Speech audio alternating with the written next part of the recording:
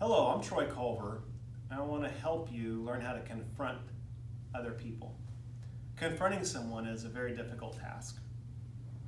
Leaders all around the world have a challenging time confronting someone.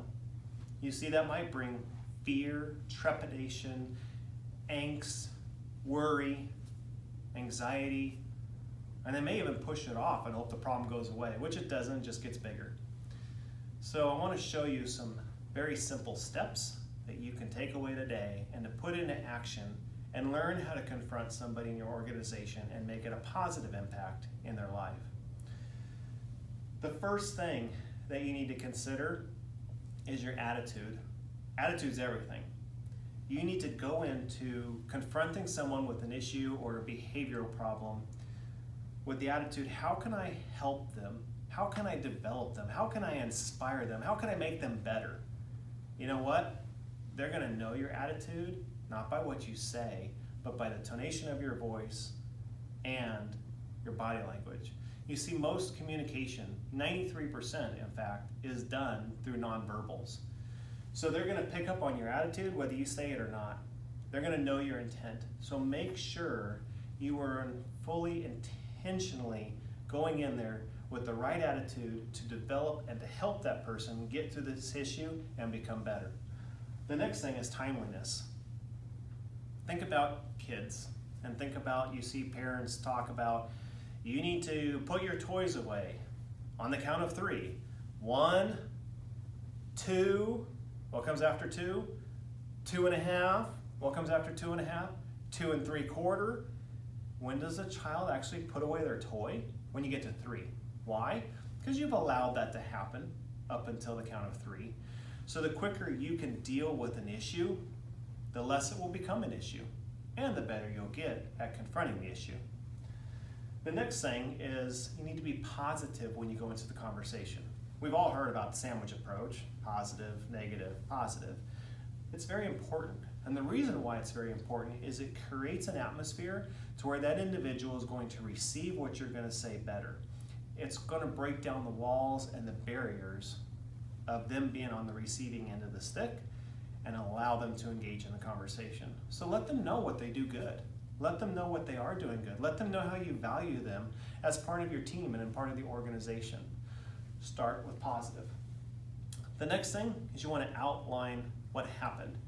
This outline needs to be very visually descriptive so that the person receiving this information can really understand and relate to it. Because the next thing on the list is you need to engage them for a response.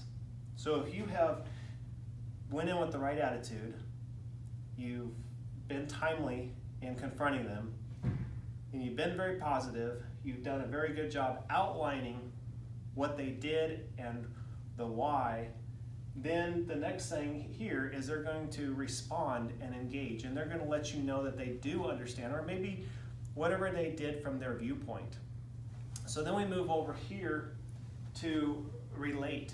So if an employee or family member has a reason for what they've done, you need to be intentionally listening, intentful on listening, and really be able to relate to that individual. Because then that's going to help you explain the why. So now you're going to pull it back into, this is why your behavior, your action, what you did impacts our organization. This is why we don't want to do this. This is why it's detrimental. This is why we lose productivity, why we lose sales, why it affects our team building, our teamwork, etc. So then explain the why, and then you need to take it to the next level, which is really to what is the desired action. So you've talked to this individual, they've engaged you, you've had a good conversation, it's positive, it's a desired learning, and now what are they going to walk away with it? How are they going to change? What actions do you want to see them do? You have to give them something, you're talking to them, so what actions are you going to put in place to help them grow?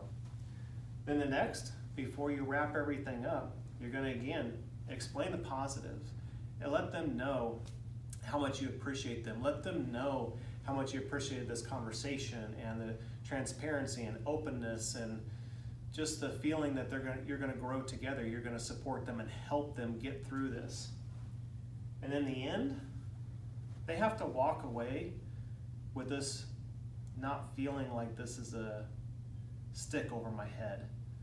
The past has to be the past. They have to feel comfortable that you're really there with the right intent and the right attitude to help them develop.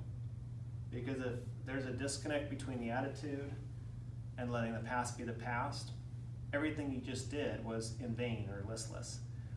So make sure that they understand that, hey, this is a situation that happened in the past. It's over. We're going to move forward. We're going to make things better. You and I are going to grow together. Thank you so much. Remember these steps and have a great day.